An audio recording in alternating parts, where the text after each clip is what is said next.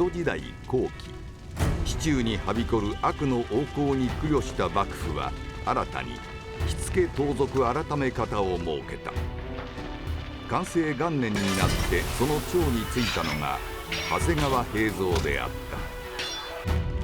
た。その取り締まりは峻烈を極め、盗賊たちからは鬼の平蔵と恐れられたが、寛政2年には石川島に人足寄せ場を作り、罪民の更生にも力を注いだのである。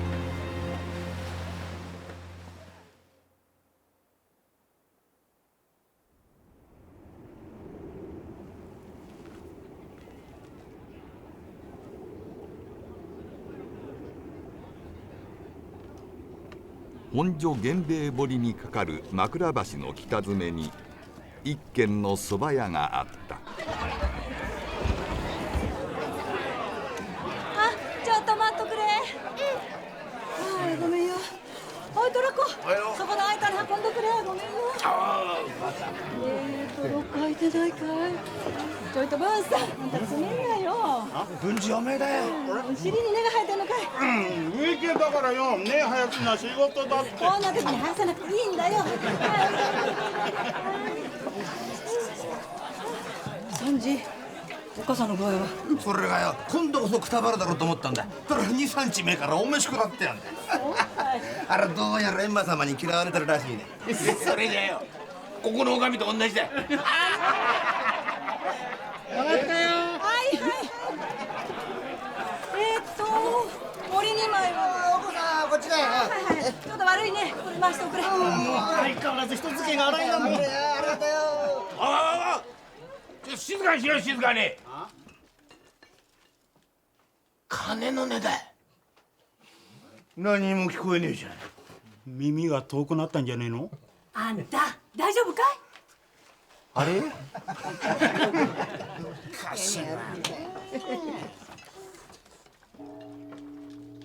ほら。浅草から風に乗って届いてるね。おめでとうございます。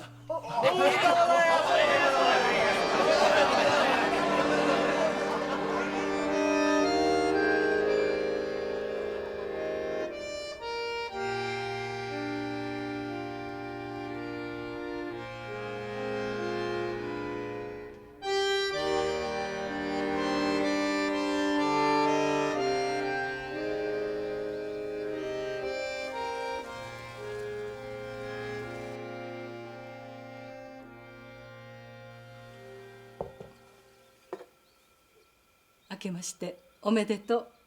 今年もよろしくな。はいよ。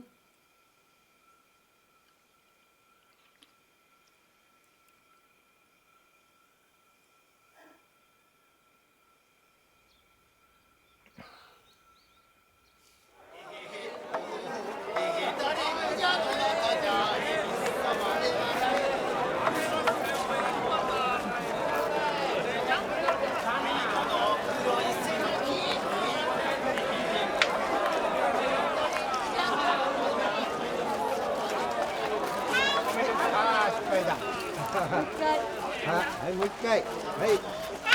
あららららららら。よいしょ、もう一回。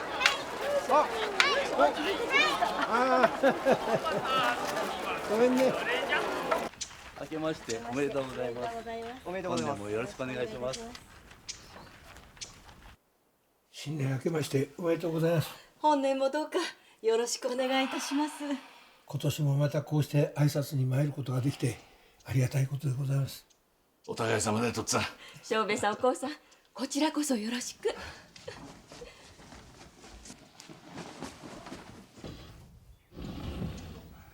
ぱりおじさんたちだ。おしのちゃん、明けましておめでとう。おめでとうございます。おじさんおばさん、明けましておめでとうございます。おめでとう。おしのが近々正体を持つんですよ。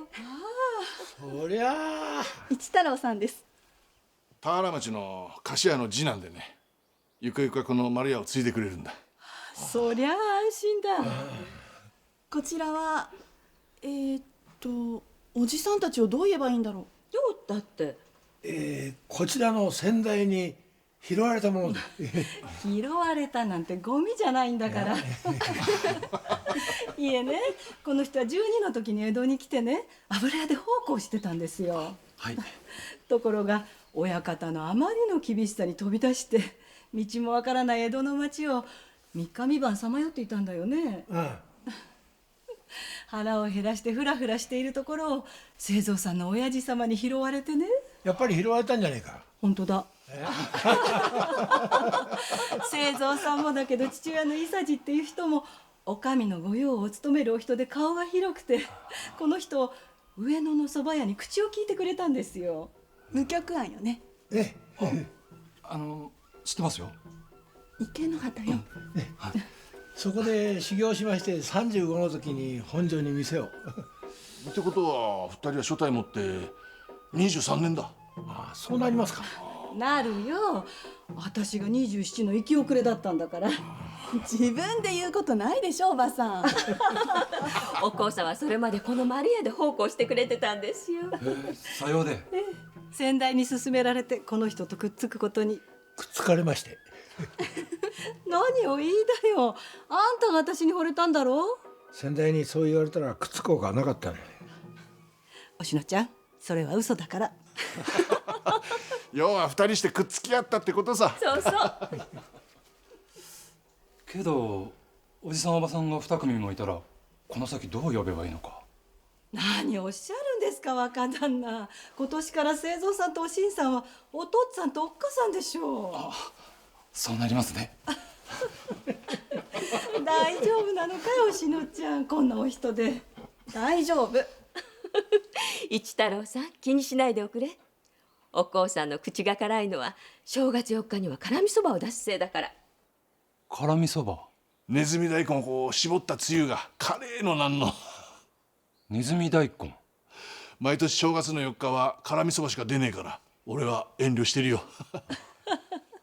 だからその日はご常連はほとんど寄りつきませんのさ。一度行ってみようよ。私は嫌よ。すみません、親分。松吉だよ。おう、どうした。親分、火付盗賊改め方の井原様が来てくれと。あった。清三さんには正月はありませんか。ねえな。盗っ人も三が日ぐらい休んでくれりゃいいのにさ。おあいにくさまだ。とっつぁん、おこうさん、ゆっくりしてってくんだ。みんなに来てもらったのは他でもない。実は去年の秋から暮れにかけて江戸の近隣で立て続けに押し込みがあってな。相模の小田原では菓子屋が賊に入られて300両、武州熊谷では米問屋が250両、上州伊勢崎では絹問屋が500両。伊勢崎に押し込んだ賊は主夫婦と奉公人2人を殺した上に女中2人を手込みにしたそうだ。これらは別々の盗人一味の押し込みだが、江戸の近くでこうも次々と暴れられては我らも気が気ではない。それで長谷川様が申されたのだが、江戸の近隣で暴れている盗人どもはもしかして江戸の我ら、つまり火付盗賊改め方がどう動くのか様子見をしているんではなかろうかとな。ってことは、次は江戸に狙いをつけてるってことだ。すでに江戸に人を送り込んでいるかもしれん。そこでお前たちが日頃からよしみにしている芸人神江たちに含めて市中に目配りをさせてもらいたいんだ。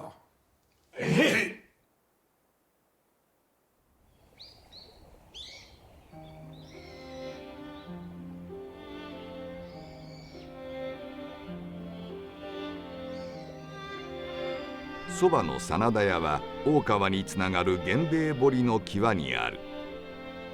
堀の対岸は中野郷の河原町で瓦を焼く煙が上っていた。近くには水戸家下屋敷があったが、にぎやかさとは縁のないひなびたところにあった。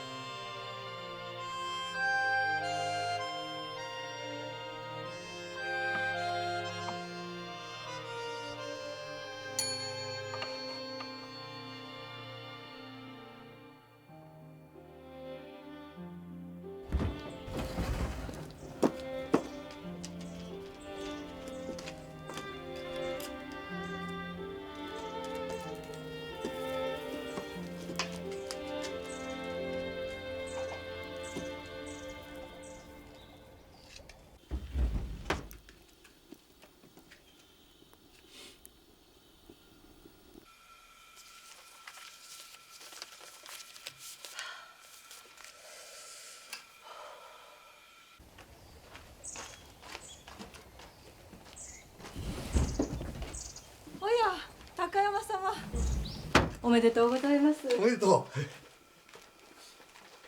あ、今日は4日か。ええ。ネズミ大根の。ああ、真田そばの日だ。おかみすまん、また日を改める。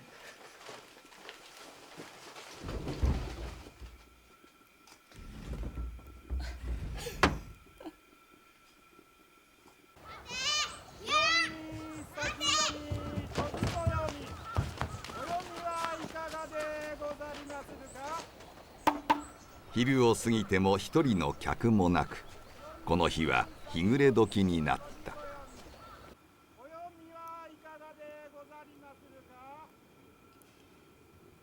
客が来ようが来まいが、あんたが決めたことなんだ。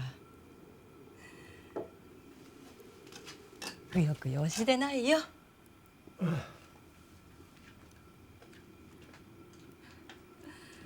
のれんしまおうかね。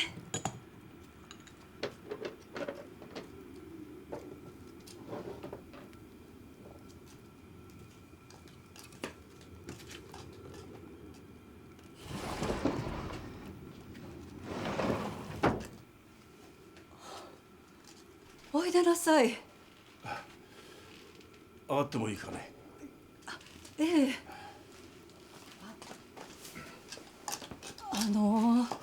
天ぷらそばをもらいましょうか。お客さん、誠に申し訳ないのですが、いえ、いつもでしたら天ぷらでも何でもお出しするんですけれども、うちは正月4日に限っては真田そばというものしかお出ししないことに。よろしかったらお出ししますけれども、もし他のものをということでしたらお気遣いなくよそにおいでになった方が。いや、結構。その真田そばというものをいただこうじゃありませんか。え、それでは、はい。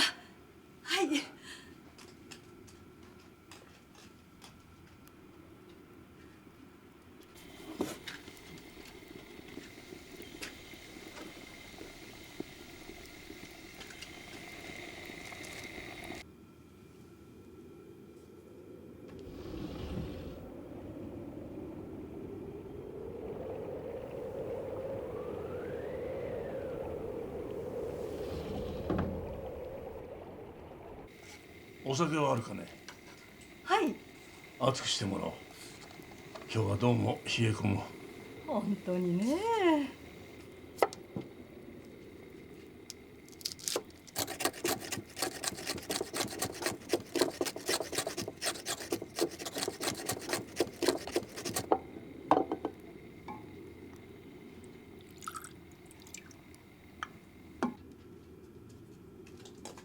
お待ちどうさま。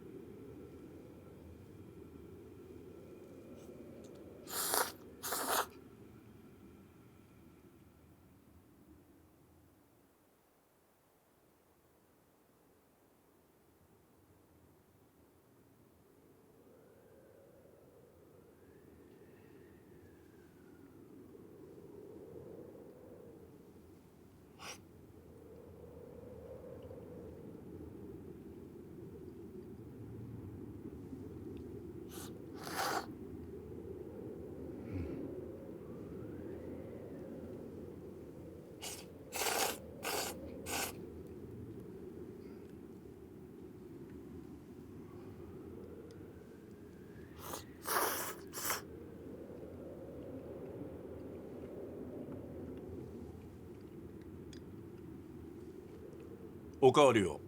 はいはい。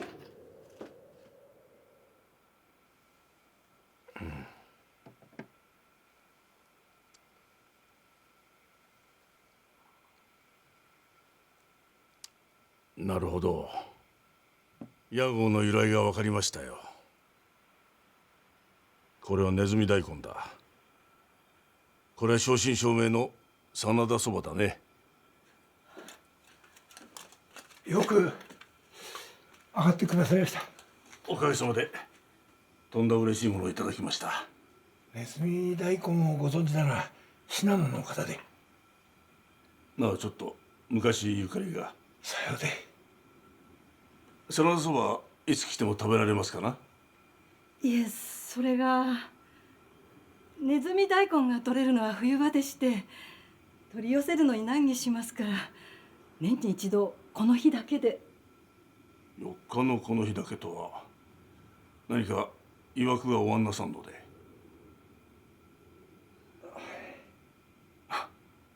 なるほどなるほど。それでは来年の正月4日、真田そばに会いに江戸へ出てきましょう。江戸のお方ではございませんので。はい。そば代とこれは祝儀だと思って。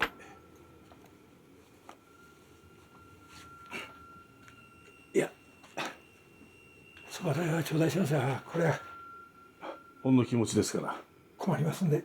すいません、頑固でして。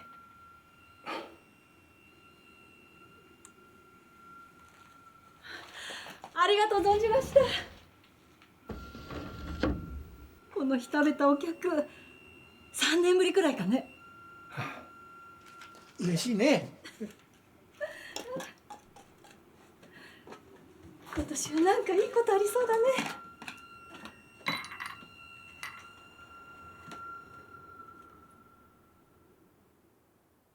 そして翌年の正月4日、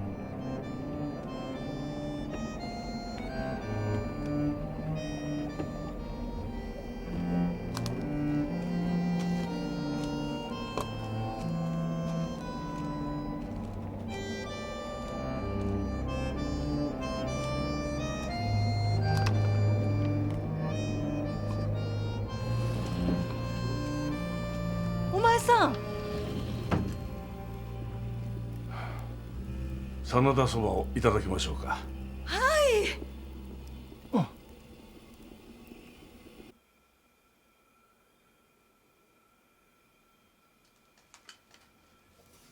い。よければお口直しに。おお、ゆず入りの寒天ですね。店には出さずに私らと、あとは知り合いに配る分でして。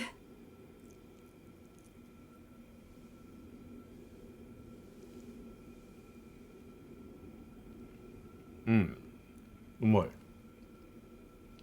店にも出せば喜ばれますよ。そうですかね。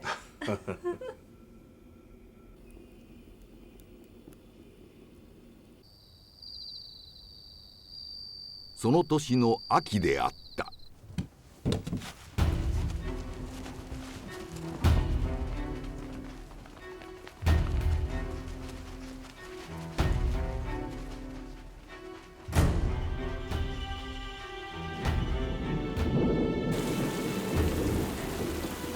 本当に押し込みに取られたのかい。はい。で押し込みの顔は見たのかい。それがこの家の者は誰も見てねえって言うんですよ。奉公の女が手込みにされたことも。手込めも何もいつ入られてどうやって盗まれたのかも私どもは気づくこともなく。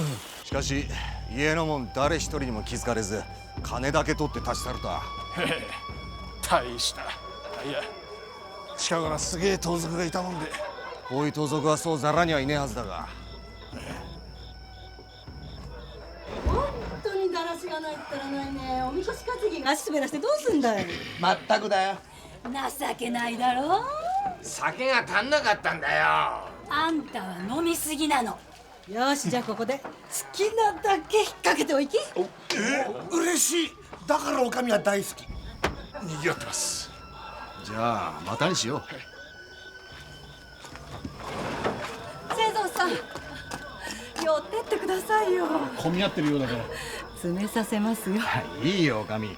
侍がいりゃ連中も楽しめねえだろ。ああ、もうそんな首相な連中じゃありませんから。またにするよ。そうですか。また来るよ。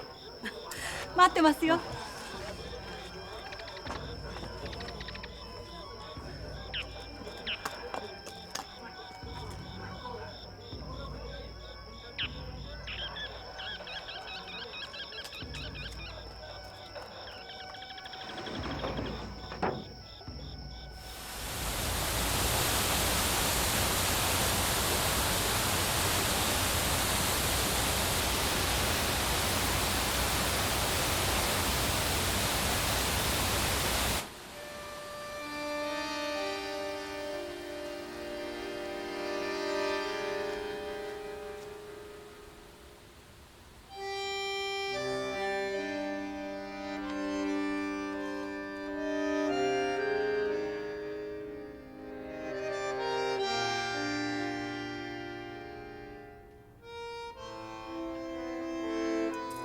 この年の秋、突然真田屋のおこうが病に倒れ、あっけなく死んだ。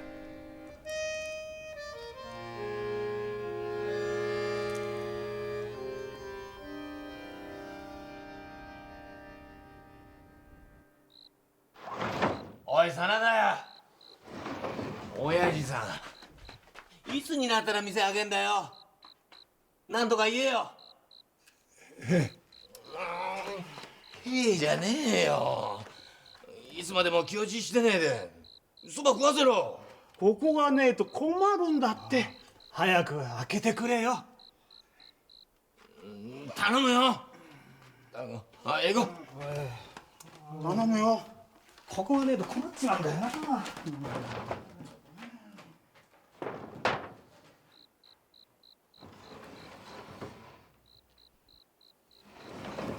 こりゃとっつぁん、昨日うちに来たそうだね。お父さんの弔いの前だったか、神田で大きな盗みがあってな、火付盗賊改め方のお役人と駆けずり回ってたんだ。おじさん、うちのおっかさんにここを閉めたいって言ったのは本当？とっつぁん、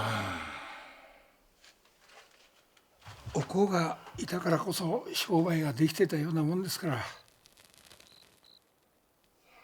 だけど私はそば打てても客あしらいはおこうがいないとどうもね。とっつぁん、そりゃわかるだ。そんなこと考えるとこれから満足にそばも打てないんじゃないかなんて。そんな心細いこと言わないでください。おいよ、屋敷の中年から聞いたが、おかみさん亡くなったって。7日前に。一月ばかり水戸に行ってたから驚いたぞ。この先の水戸様のお屋敷の方で。そりゃここにいつも通っている連中から集めた香典だ。高山さん、おかみさんによく小言を食らってる若いやつら泣いていたぞ。気を落とすなよ。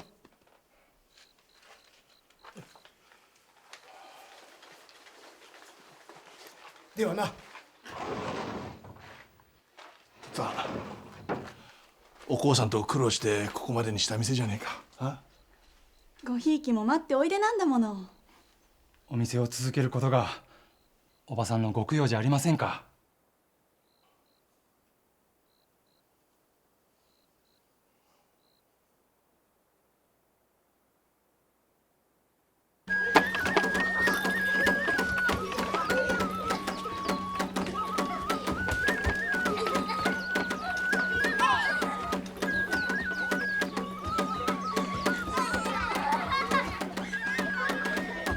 そしてまた正月4日が来た。あ、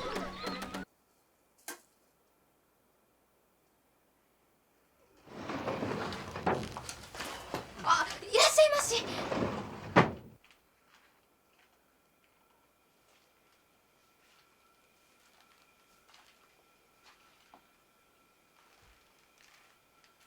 おかみさんは？去年の秋亡くなりました。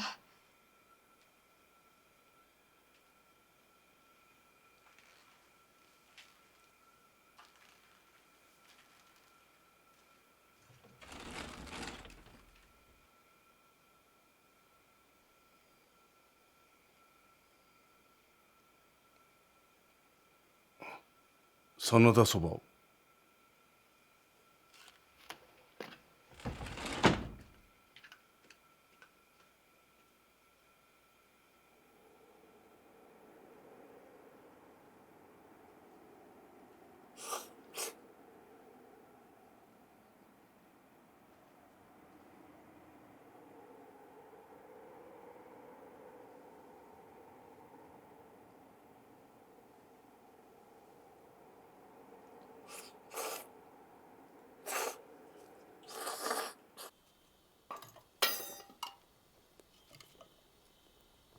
旦那さん。何か？おかみさんに線香の一本もあげたいんだがね。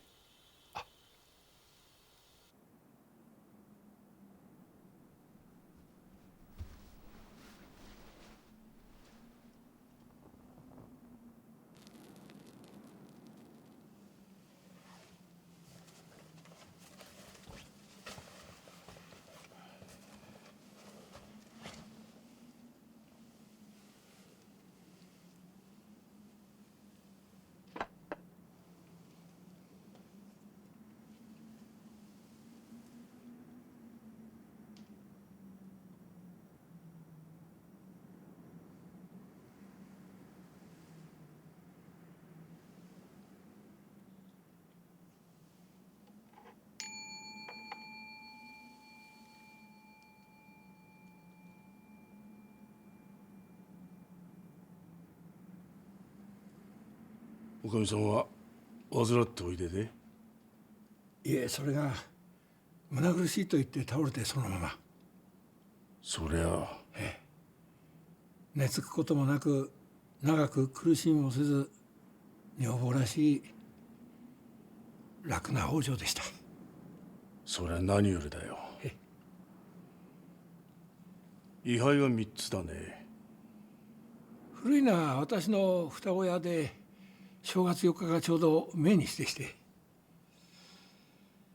なるほど。親は信州で死にました。ああ。香川のやつ見たことも会ったこともない私の親と一緒に並べられてどんな顔してやがるかあのおかみさんのことだ。うまくあしらっていなさるよ。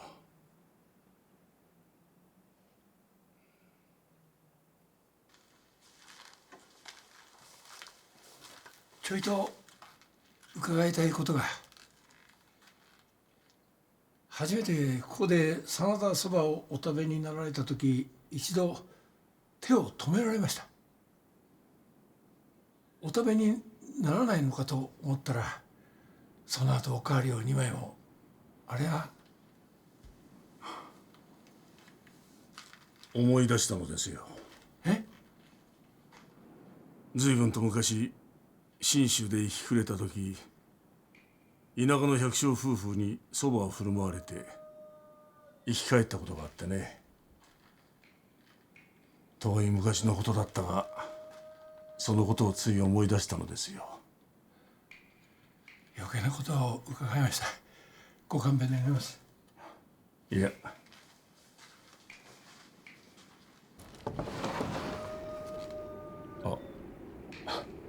来年は来られないが、また再来年には来ますよ。お待ちしております。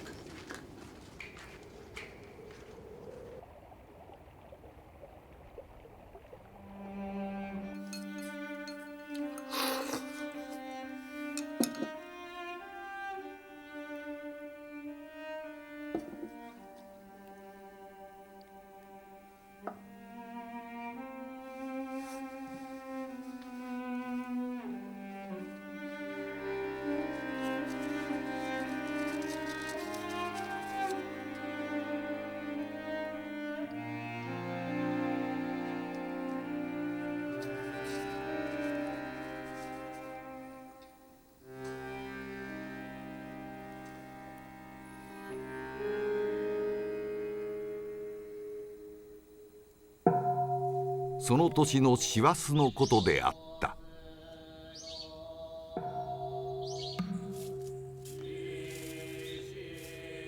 ごめんよ。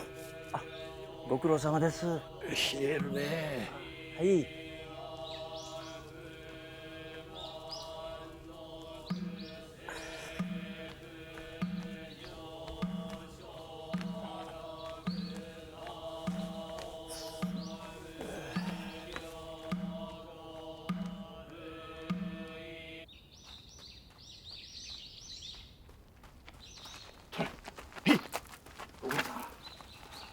奴は中にいます。裏門固めたか。島田様が。やら踏み込みてえな。町方が寺に踏み込めねえことは承知だろ。しかし奴が出てこねえ限りお縄にはできんぞ。旦那。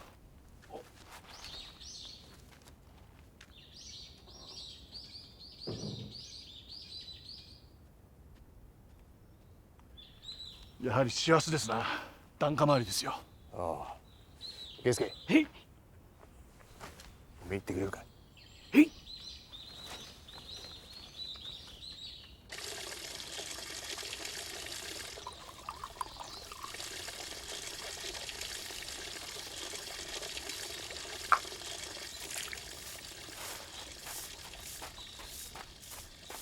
もし、相生町の滝野屋ですが、ご住職が足を痛められまして。足を？すぐにでも迎えに来てほしいということですが。滝野屋さんですね。はい。急いでください。はい。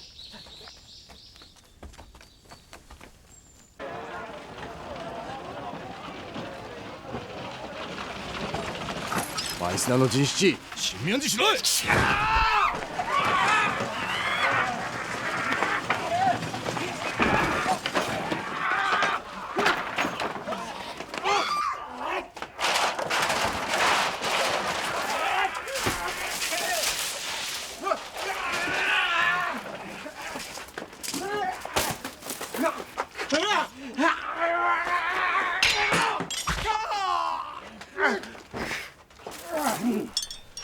観念しろい。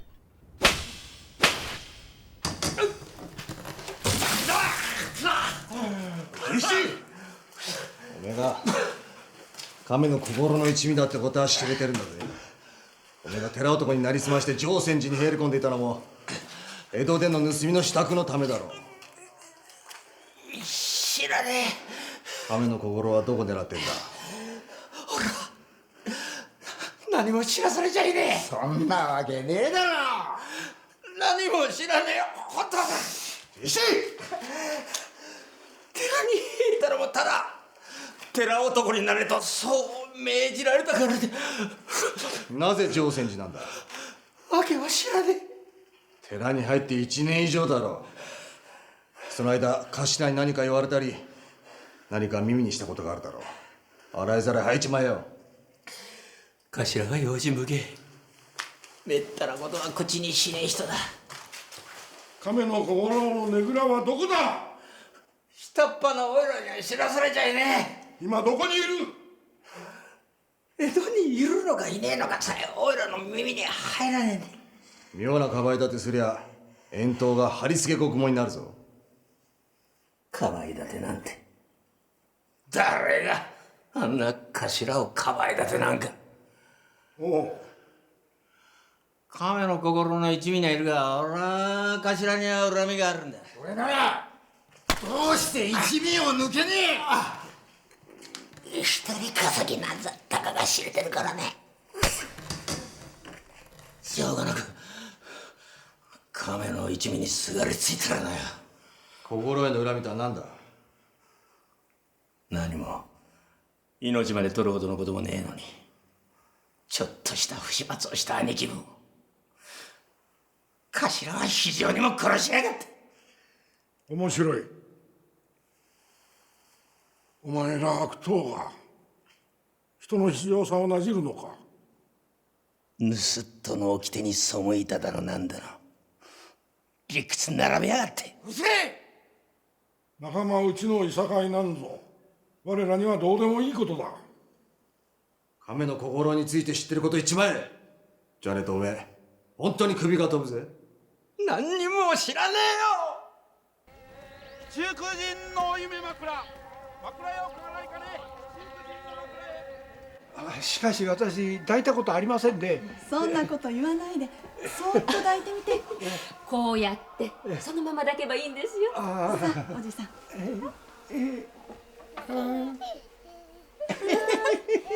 そう。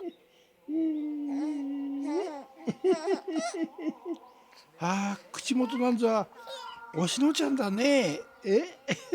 真田屋のおじさんがそう言いだよ清太郎。正兵衛さん上手じゃありませんか。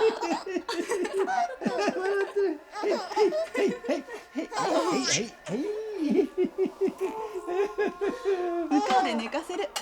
おじさんお酒を。笑ってら。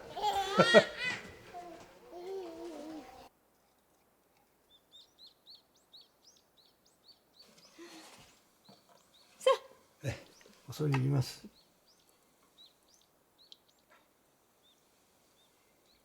うちの人早く戻ればいいんだけど。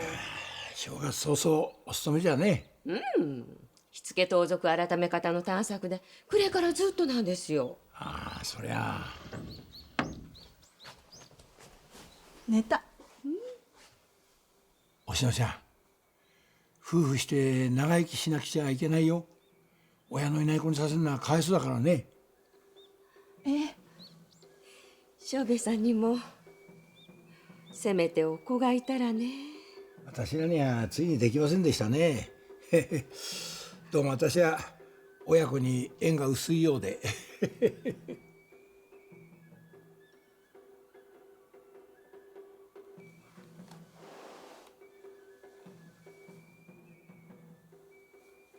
私の子お子おばさんにも抱いてもらいたかった。そうだね。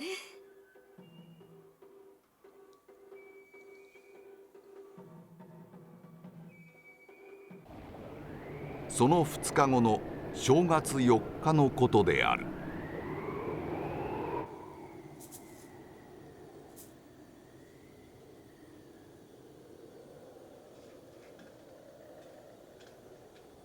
起きよ起きよ。はい。もう暗くなってきたから店閉めておしまい。はい。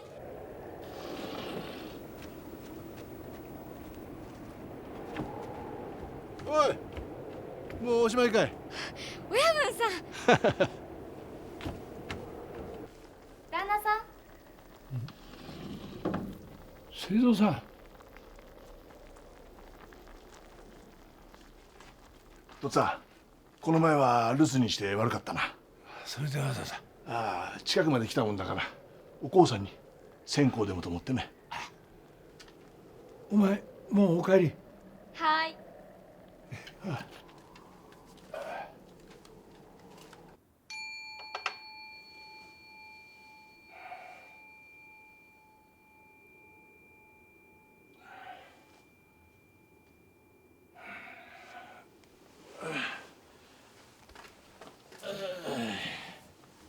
おお、とっつぁん、構ってくれちゃ困るよ。いえ、何、ちょうどあんこが入りましたんで、私の寝酒の魚にしようと思ったんですよ。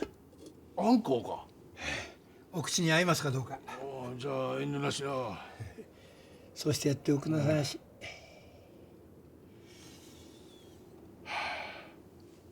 お父さん亡くなって足掛け2年か。ええ。早えな。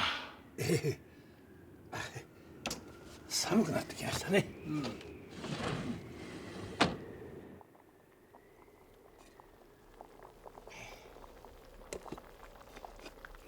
熱いうちにどうぞ。ああ、すまねえ。こちらには取り物のご用で。ついそこに常泉寺っていう寺があんだが、そこへおめえとんでもないやつが寺男になりすましてやがってね。暮れにひっつかめいたそいつは前綱の陣七って小粒だが、そいつを手先に使ってんのが亀の小五郎って大物さ。はあ、泥棒で。ああ、火付盗賊改め方でも2年くらい前から血眼で追い続けてる盗賊だ。亀の小五郎は武州、上州、甲州あたりを足場に大きな盗みを重ねてるやつらしい。この江戸でも2つ3つ大きな盗みをしてるようだな。ようだっていうのは亀の小五郎の仕事だっていう確たる痕跡を残さねえんだよ。そうじゃねえかって思えるだけで、まあそれだけ用心がいいんだな。ああ、早くけ。うまいね。ようございました。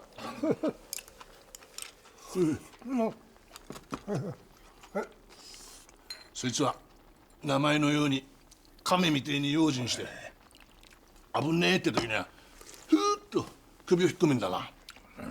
一つの盗みを働くのに支度に 2,3 年はかけるらしい。 2,3 年？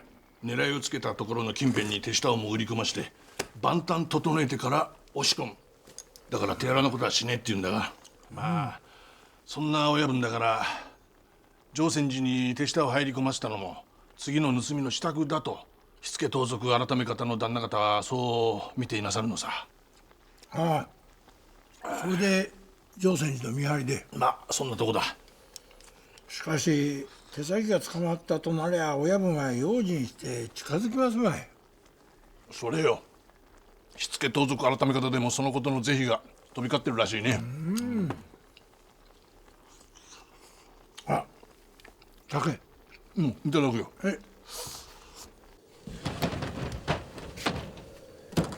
だけど亀とはまた盗人には似合わない名前ですね。彫り物があるらしい。右腕にな小さな亀の彫り物が。鶴は天年、亀は万年というか野郎。亀の長寿にあやかって万年も生き延びて悪事を働こうとでも言うんだろう。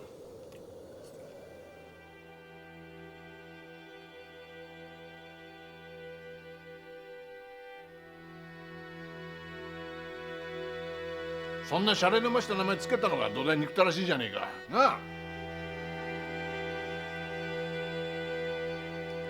おっさんどうした？ああ、いやいや、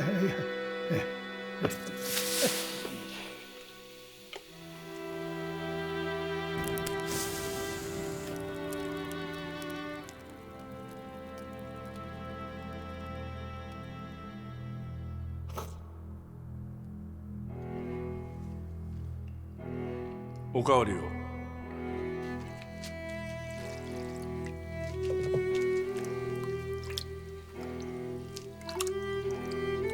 そうですかね。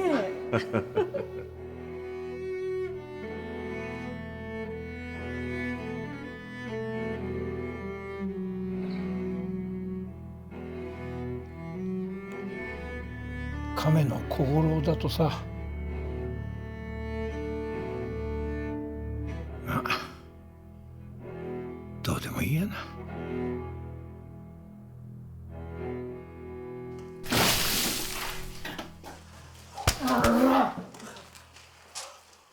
西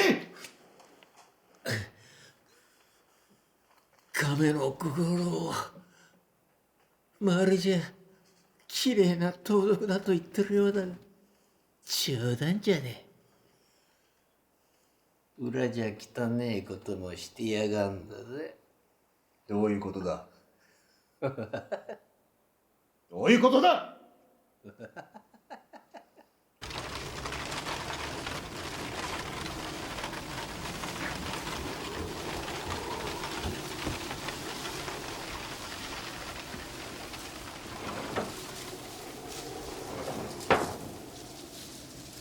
寒空の中駆けずり回ってたらもう手が氷だよ。ありがてえありがてえ。そば湯で。すまね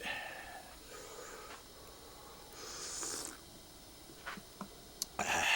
例の亀の小五郎の探索だが、人相風体は溺れ気に分かったんだが、居所についちゃ皆目見当がつかねえんで往生してるよ。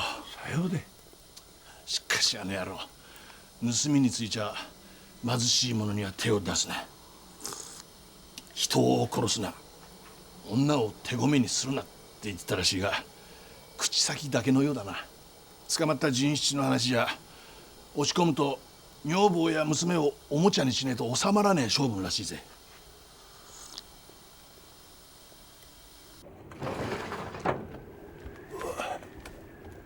じゃあな、とっつぁん。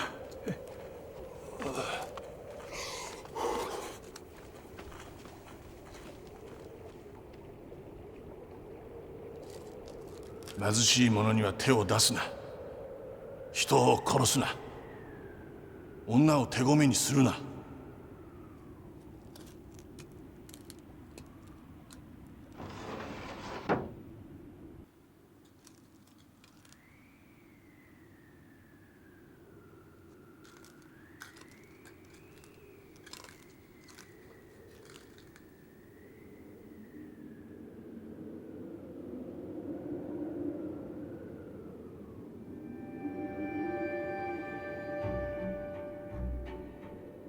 捕まった人七の話じゃ、落ち込むと女房や娘をおもちゃにしねえと収まらねえ性分らしいぜ。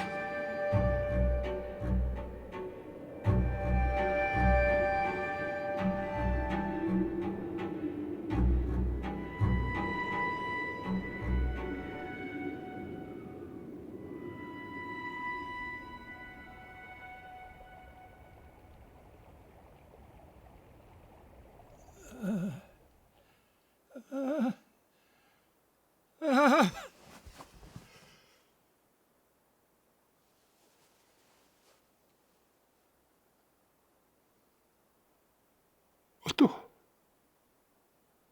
おっか。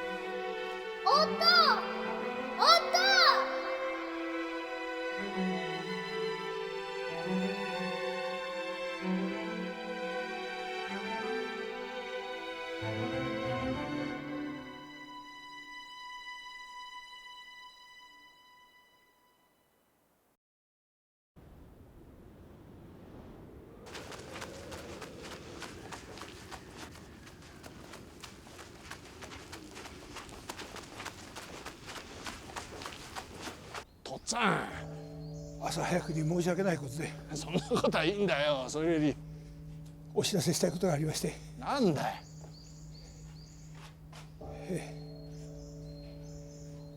誠に勝手ではございますけれども、私の申すことだけをお聞きになって、その他はご不審のことがおあんなさいましてもどうかお尋ねにならないでくださいまし。それを約束してくださらないと私も申し上げることができませんので。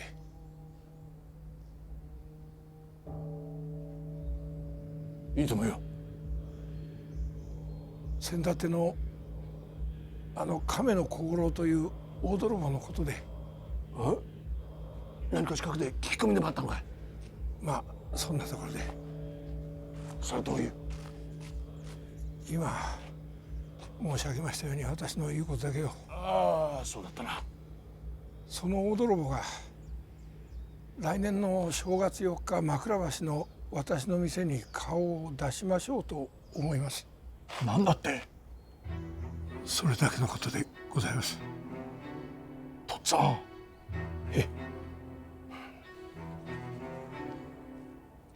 騒ぎ立てたら見えますまい。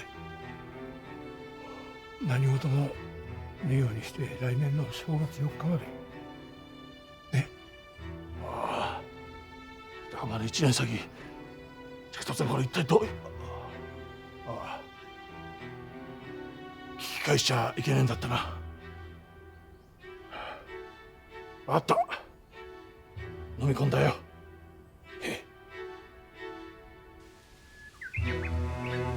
春が過ぎ、梅雨時も過ぎて夏がはじけた。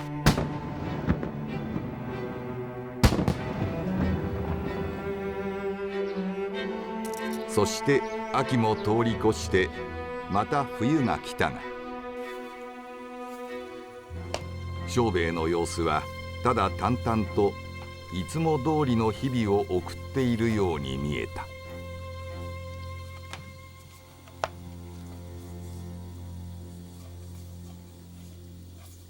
盛り上がったよ。はい。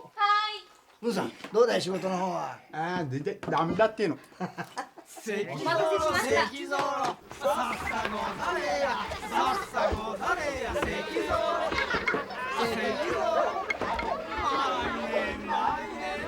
そしてこの年が暮れた。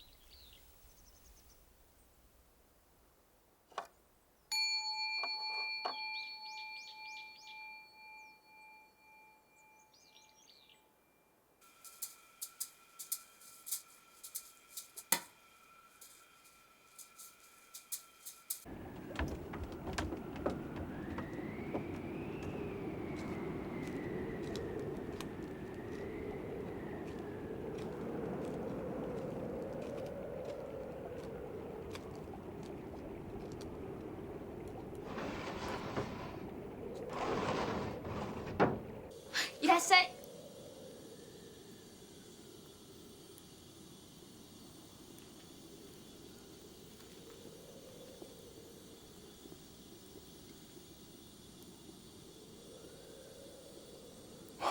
ご亭主、お元気で何より。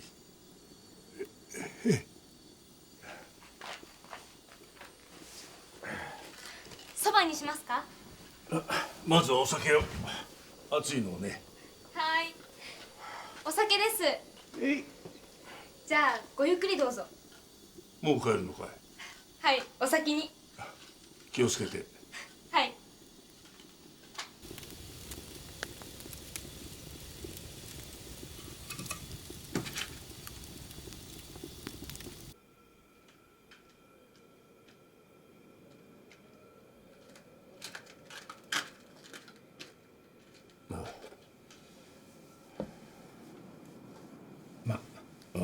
すまないね。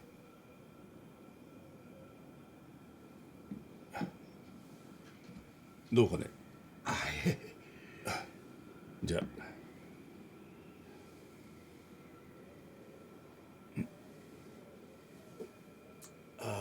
染み込むね。いつでしたか、正月4日の真田そばの言われをお話ししたことがございましたね。確か二親の命日だと。ええ。しかし二親は同じ日にお亡くなりに。ええ。信州の雲野でしたが、ガキの自分流れ者浪人が押し込みまして、父親を殴り殺して金を奪い、その上母親を散々おもちゃにした挙句殺していったんですよ。とっつぁん。その二親がめっぽう真田そばが好きだったもんですから、命日の正月4日は真田そばだけを出すことに。なるほど。親に死なれてどうしなすった。篠ノ井に親戚がありまして、そこに江戸には12の時に。苦労しなすったようだね。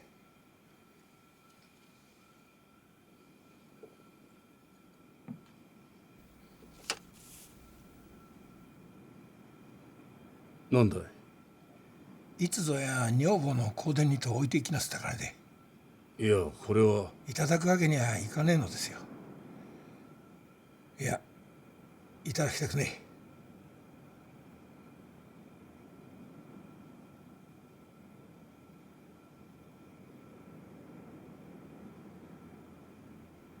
え。旦那。旦那、押し込んで盗みを働くときは必ず女をおもちゃにするんですってね。なんだって。そいつを聞きさえしなきゃ私も黙っていたのにね。親父、お前金の心しんよりしろい。やろう。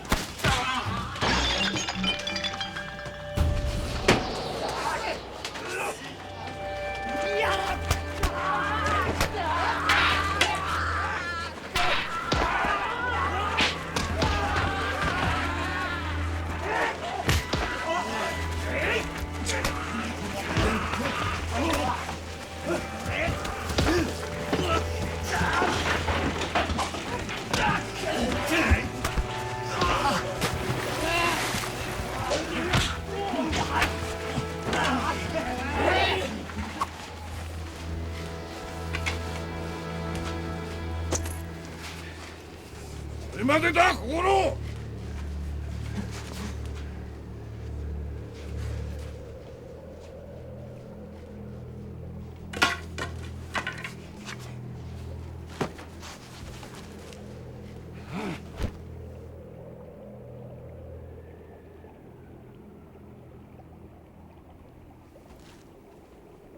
観念しろ。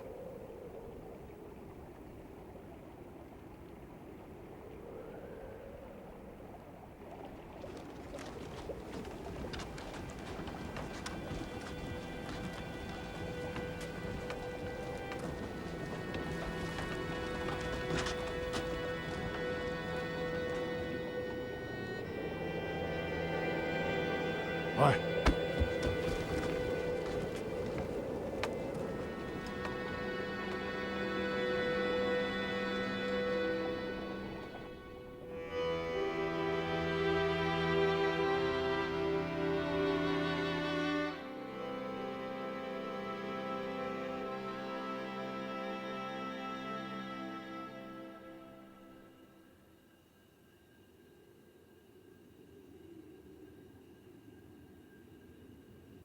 これが私のお務めのすべてでございます。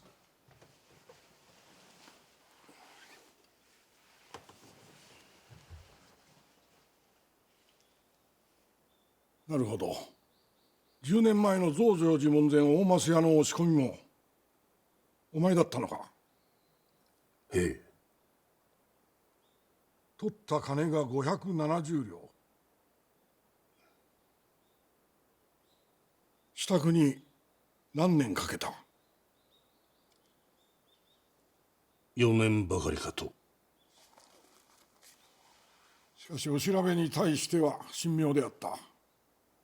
それは首相であるぞ。恐れ入ります。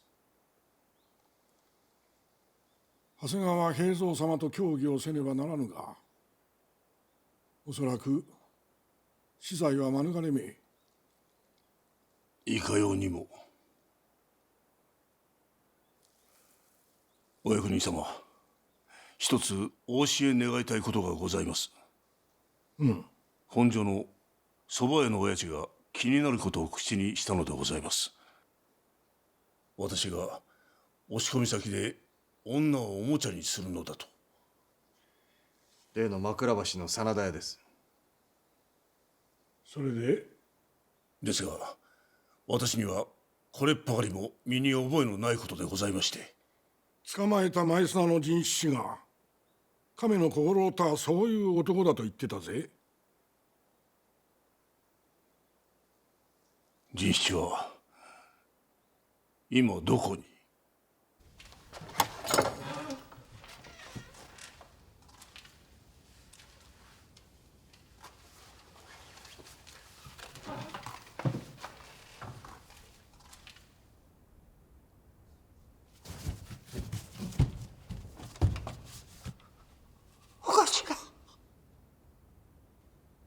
人七、おめえによると俺を仕込み先で女をおもちゃにするんだってね。おめえはどうやら島流しのようだ。伊豆大島か八丈か知らないが、おそらく俺の手下の何人かはお前と同じ島へ流されるはずだ。島でそいつらがおめえを訪ねたら、亀の心がどうやってどんな風に女をおもちゃにしたのか話してやってくれ。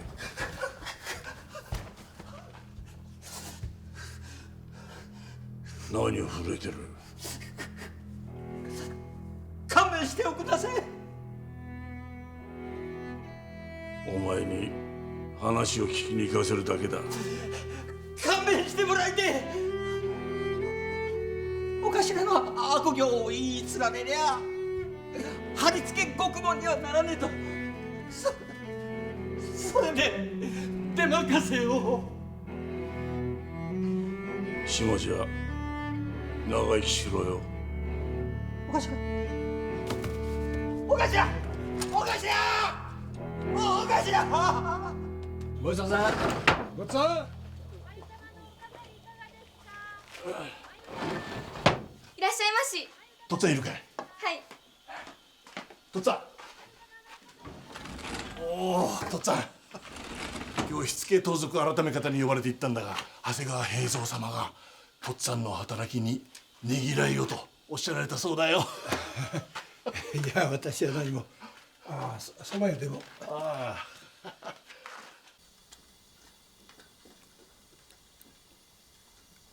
亀の心がとっつぁんの言ったことを気にしてたらしいな。何か？押し込み先で女をおもちゃにするって思われたことをさ。けどそれは千に捕まったマイスナの人七の出任せだったよ。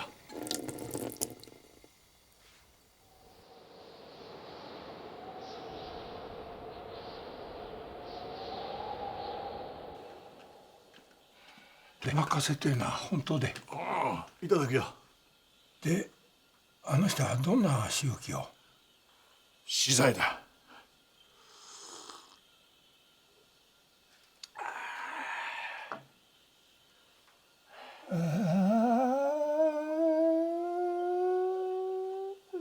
とっつぁんどうした？清蔵さん、お願いがございます。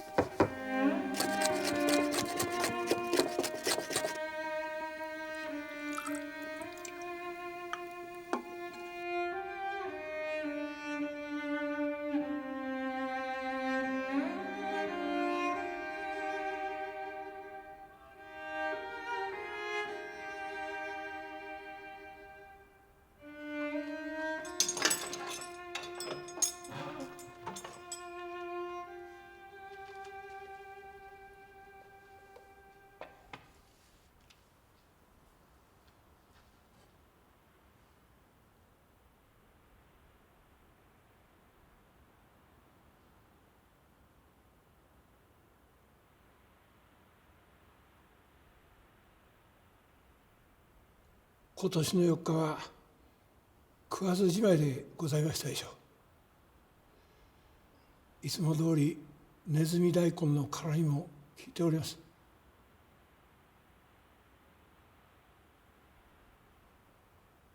いただくよ。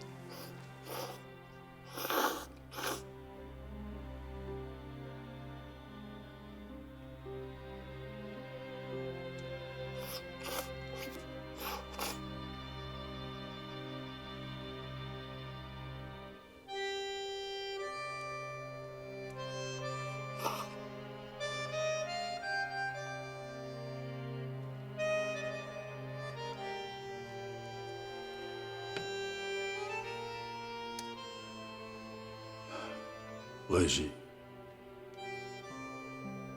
あ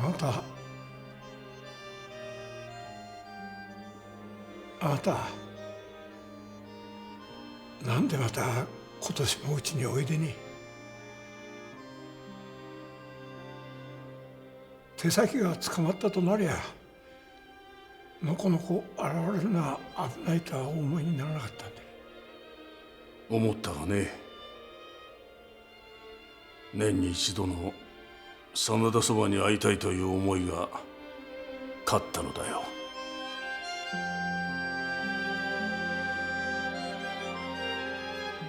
私、生まれは武州の小鹿野でね、年がら年中ひもじい思いばかりだった。だから14の年に盗賊の一党に潜り込んだよ。ずいぶん荒っぽいお勤めをした。ある時仲間が2つに割れて、盗んだ金が多いだの少ないだの、告げ牛と裏切りで血を血で洗うありさまだ。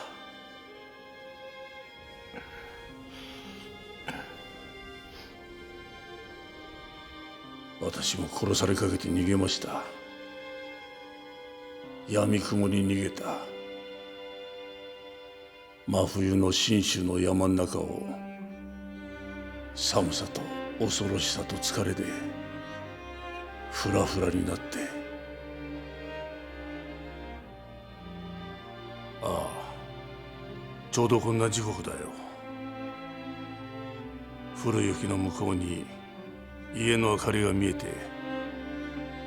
懸命に近づこうとしてもがいてもがいて気を失った。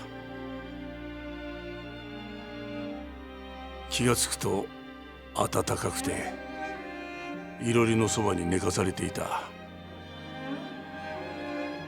腹減ってるだろうって出されたのがネズミ大根の辛みを効かせた真田そばだった。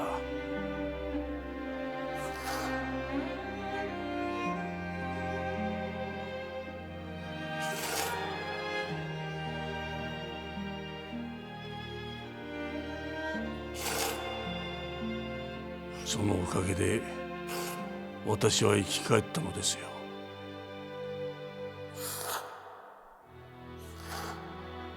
その後も盗人家業に身を置いて手下まで持つ身になったが、あの時の貧しい百姓夫婦のことは忘れたことはない。だから手下にきつく戒めたのは、盗まれて難儀する者から取らぬこと、人を傷つけぬこと、女は手ごめにしちゃならねえ、その掟だけは守った。亀のように急がず騒がず用心深くのろのろと、その戒めを忘れねえようにと刻みつけたんだが、いくら掟を守っても盗賊は盗賊、罪は逃れられねえがな。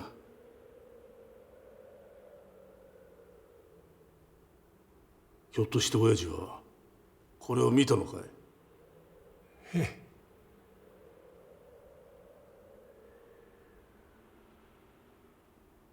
あなたが情けをお出しなすったばっかりに、死んだ女房に線香さえおあげにならなきゃ、その彫り物も目にすることはなかったんですよ。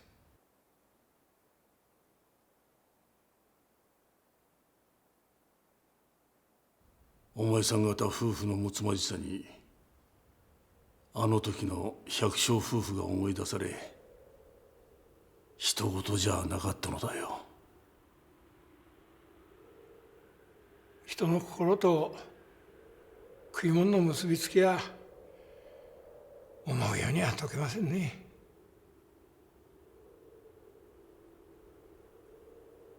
親父、お前さんもだろ？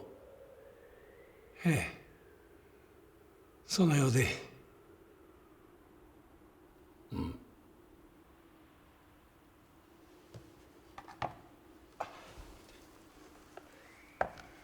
うまかったよ。あいにくそば代が。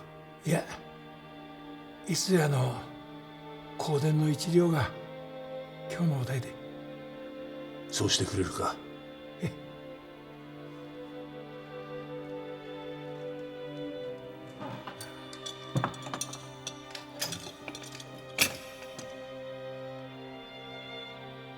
昔俺を生き返らせたそばが巡り巡って今度は冥土への引導を渡してくれたか。面白いね、世の中。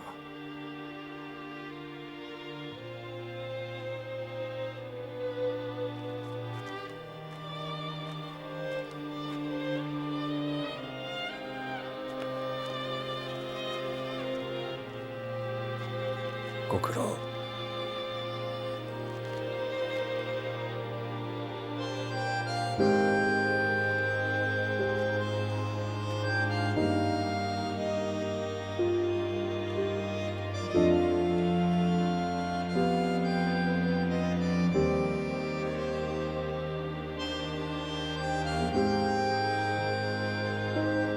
この2日後、亀の小五郎は打ち首に処せられ、その首は鈴ヶ森の刑場にさらされた。